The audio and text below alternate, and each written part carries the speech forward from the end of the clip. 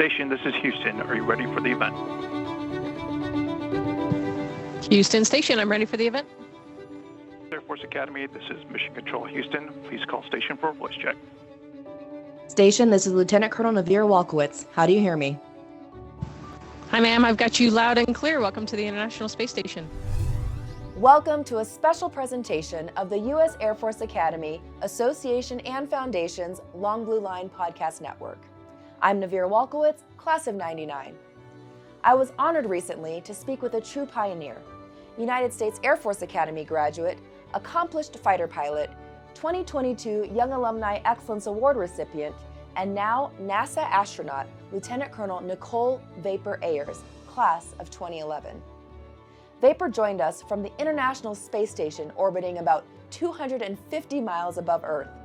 Her journey from cadet to astronaut embodies the pursuit of excellence and the spirit of exploration that distinguishes the Long Blue Line. For this conversation, Vapor and I explored what it means to be a human in the vastness of space, how one's perspective shifts when Earth shows up as a distant blue marble, and what her journey can tell us about courage, connection, and the future. Lieutenant Colonel Ayers, this is such an honor. So excited. Seeing Earth from space forever changes your perspective. How was the experience for you, and how has it changed the way you view your role as a leader? Yeah, I think for everybody, the experience is slightly different. For me, seeing the Earth from the Dragon window for the first time was one of the most amazing things I've ever seen. And then seeing the Earth every day from the cupola and then the lab window that we have here, you don't see country or state lines on the Earth, right? There's not like each state has a different solid color, right? There's just geography and just terrain. And so you get to learn the world all over again in terms of colors and textures and geography and water.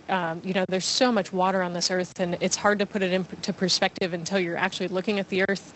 And it's something that has really hit me because the Earth is so fragile. We see these beautiful auroras, we see thunderstorms, we see different natural disasters, and it's really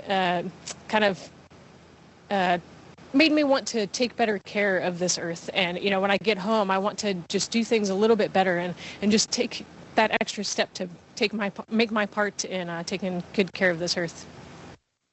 That makes amazing sense. And I think it takes us to kind of your path to becoming an astronaut. Can you walk us through what that was like? Yeah, sure. So, I've been saying that I wanted to be an astronaut since I was a little kid. I always had an affinity for space and for the sky. And growing up in the shuttle era, as soon as I learned that you could fly the shuttle, be the pilot, I was like, ooh, that's what I want to do. And so the very serious little Nichole set my goals really high and started working towards that path. And, grew up right there in Colorado Springs, watched the Air Force Academy graduation, and the Thunderbirds fly over every year. And it just kind of seemed like a natural path for me to go to the Air Force Academy, become a pilot, and try to pursue the astronaut dream from the pilot's perspective. So, I worked really hard, set my goals really high, and never got bumped off that path, and was able to apply and actually get selected. And now here I am talking to you from the International Space Station. And it's pretty incredible being able to see you weightless there and your hair in its full glory. It's pretty amazing. Can you talk about your time at the Air Force Academy specifically? What foundational experiences would you say have really kind of played a part with your life in space right now? Yeah, I think the Air Force Academy for me, the biggest part was just being on teams. I played volleyball there, and, I would say every squadron is its own little team. And, as a 4-degree, you're there with all of your classmates and you're going through training sessions together. And so being on these teams in different environments and some austere environments and high pressure situations and learning how to take care of other people in those moments, I think has been huge in my path to getting here. All those words speak truth here on the International Space Station. We're in an austere environment. Sometimes we're under pressure situations, and it's just a few of us up here working together with the ground to make this International Space Station stay in orbit, to execute all of the science and the maintenance and keep it running, and continue to learn everything we possibly can, both about space and about Earth, in order to inform how we do life on Earth and how we get to the moon and Mars. Thank you. So maybe can you share with us what your daily routine aboard the ISS is like? Yeah, it's not unlike yours potentially. Our schedule is pretty set. The ground team figures out, what science and what maintenance needs to be done and who's going to go do it. We are scheduled from about 7:30 in the morning to 7:30 in the evening, and we get, 2 to 2.5 hours of exercise time so that we can maintain our bone and muscle and cardiovascular health up here.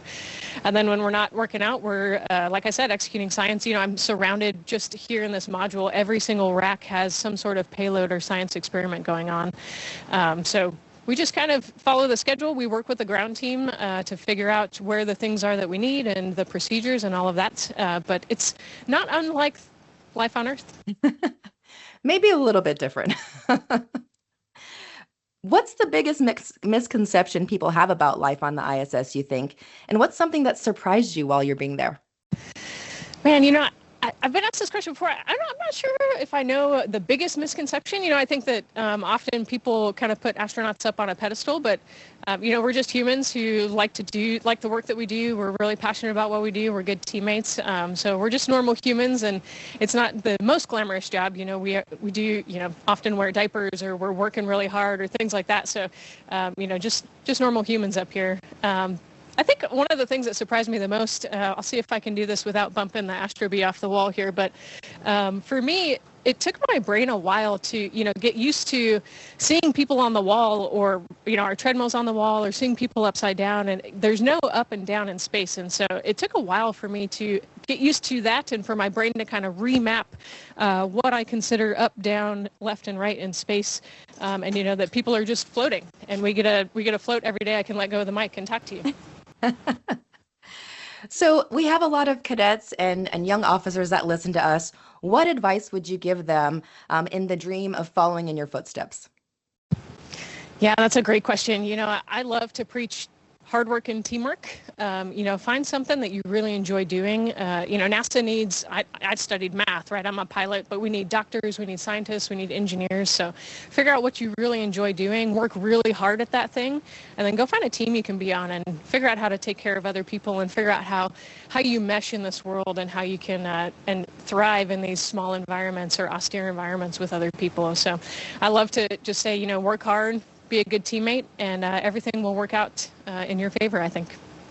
Can you share if you've received any valuable insights or advice from other Air Force Academy grads who were astronauts? Oh, yeah, I think tons is what I would say. Eric Chell, and specifically Nick and Raja, who just recently flew and came back. I think that there's been a ton of advice just in terms of how we do life here on the International Space Station, and how we're going to continue to explore on the Moon and Mars, and how we can share our story and how we can share all of the science that we're doing. But I think one of the most practical things that I got was from Nick during the handover when we had a couple days up here together, and he said, don't forget you're still squishy. We're surrounded by a bunch of metal up here. Nothing is very soft, and so if you get moving too quick or you get too confident, it's very easy to stub a toe or hit something. And so we're still just squishy humans, and if you take that one step further metaphorically, I think we're still just humans and we make mistakes, and that's okay as long as you can bounce back and as long as you're not going too fast when you hit a handrail too hard. Absolutely. Well, you talked a little bit about the austere environment. What do you hope your mission and your story inspiring the next generation of Academy grads, especially those who feel called to serve in bold and unconventional ways? Yeah, I think the bold and unconventional part really hits me because, growing up during the shuttle era, and then I was at the Air Force Academy when the last shuttle flight flew. And, as you grow up and you say you want to be an astronaut, people often say, like, wow, that's awesome. And then when you become an adult, sometimes you don't quite get the same response. Sometimes you get a laugh. And so, I would say that even if people don't believe you or they don't necessarily support what you want to do, if you've got a goal or a dream, just continue to, like I said, work hard at it. Put your nose to the grinder, get really good at whatever it is that you want to go do. And don't let the naysayers get you. There will always be someone there who thinks it's silly, but you will always find someone who supports you. My old commander, Rabid McGinn, he was the one who supported me and got me here, and he said, are you silly? Like, why would you ever think that's silly or hesitate to tell me what you want to do? So keep talking about your goals, keep working towards it, and like I said, maybe someday you could be up here with us. Absolutely. Bold and unconventional for sure. And speaking of such, space missions demand precision under pressure. Can you share a moment, whether in training or on the ISS, where quick thinking and calm leadership made a difference for you? Yeah, definitely. I think that actually a great example is our spacewalk that Anne McLean and I did about a month and a half ago.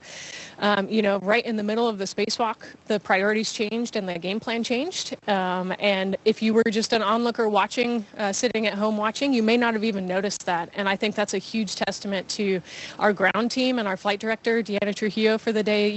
Her ability to lead that ground team and change the game plan on the fly, and then get those words up to us through some comm loss and some other hardships that we were working through. And then for Anne and I to work together, both just the two of us outside the space station in the vacuum of space, but also us with the ground, to make that all look very seamless. We're very proud of how that spacewalk went, and our ability to kind of change the plan on the fly, execute, come up with new ways of doing things, and figuring out how we're going to leave the station in a good state and also achieve all those objectives. So I think we're actually really proud of the way that we managed all of those changes, and hopefully to the onlooker like yourself, it looks seamless. Absolutely. And it kind of talks a little bit to what you said earlier about, seeing Earth from a different vantage point and wanting to protect it. I'd like to actually ask you more about that. So can you share from your vantage point what you've observed about humanity and the resilience as you look on it from our perspective here on Earth and you being up there? Yeah, I think that one of the biggest things, I mentioned the natural disasters that we see, and I feel a sense of duty to photograph and to try to document the things that just humans endure on a daily basis. I talked about thunderstorms or landslides, forest fires, all sorts of things. We see it from such a different vantage point up here. And, knowing that there are people down there who are trying to survive, and knowing that those people will survive, and that we have an entire community that's going to rally around those people in those instances. And, just trying to do our part from up here and give that unique vantage point and give as much data and as much help as we possibly can. I think that's one of the biggest things that our world does well, is, helping each other when we're in need. And Lieutenant Colonel Ayers, maybe you can share what's been the impact of this mission on your sense of purpose, and how do you think it will shape your next chapter when you come back on Earth? Ooh, this is a great question. I've done a lot of thinking about this, finally achieving your childhood dream. What's next? What do you do next? And I think for me, the biggest thing that I want to continue to do is just inspire the next generation. All those little kids who say they want to be astronauts and then they get laughed at as adults. I think it's so important to just foster that curiosity and foster that sense of exploration, and really, encourage the next generation to go do what they're passionate about, because we will always need someone in that niche thing that you're passionate about. And so helping people get there is really what I want to do next, and, helping the next youth get to their dreams and their goals, and continue to just build this society that continues to explore. And as especially as we go to the moon and onto Mars and we commercialize low Earth orbit, I think there's so much that we can do, and I feel, again, a sense of duty to help the next generation do that. Well, we talk about the next generation and the long blue line being enduring. Is there anything else you'd want to share with Air Force Academy grads in general? Yeah, I think it might be a dead horse that I'm beating at this point, but the teamwork is so important. Just take care of the people around you. Make sure that you're always looking out for each other. The long blue line is a very special thing to be a part of. And, like yourself, I met you a couple years ago, and it feels like I could just go, hang out with you, have dinner, and we could pick up like old friends. And that's what the long blue line is all about, having friends all over the world who can help you. I got to hang out with Nichole in space, another member of the long blue line, who told me I was going to be squishy. Things like that are just the unique moments that we have as Academy grads. There's always going to be someone there who supports you and who loves you and who wants to see you be successful. Wonderful. Thank you so much for this time. There's probably so many more questions we could ask you, but I think the biggest one is just, we would leave you with, it's such an honor and a privilege to see you out there. We're proud of everything that you're doing, and we can't wait to see more of what you're able to accomplish while you're in space and when you come back. Thank you so much. Like I said, So excited to talk to you today and to just share the experience and also, have an influence on the AOG. I'm excited that the AOG is interested in space and interested in all of us who are out here. Again, the Long Blue Line is a really cherished and unique group to be a part of. So honored and proud to be a part of that group and excited that I got to share a little bit of what we do up here with you guys today. Thank you so much for the time. Well, before I close, I'd like to share what happened after the podcast. My phone rang, my cell phone rang, and I had a call from government. And I said, who could be calling me? Well, I answered, and wouldn't you know, 250 miles above the Earth, Vapor Ayers was calling me on my cell phone just to say what an amazing conversation we had, what technology we have, that she sounded like she was next door. It was an incredible opportunity for us to talk a little bit more about the podcast and highlight what you might hear in an upcoming Checkpoints article. So for now, I'll sign off. I'm Navira Walkowitz, class of 99. Thank you for listening. This has been a special presentation of the U.S. Air Force Academy Association and Foundation's Long Blue Line Podcast Network. You can listen to this and all our podcast network programming at longbluelinepodcast.org. Once more, that's longbluelinepodcast.org. Station, this is Houston ACR. Thank you. That concludes our event.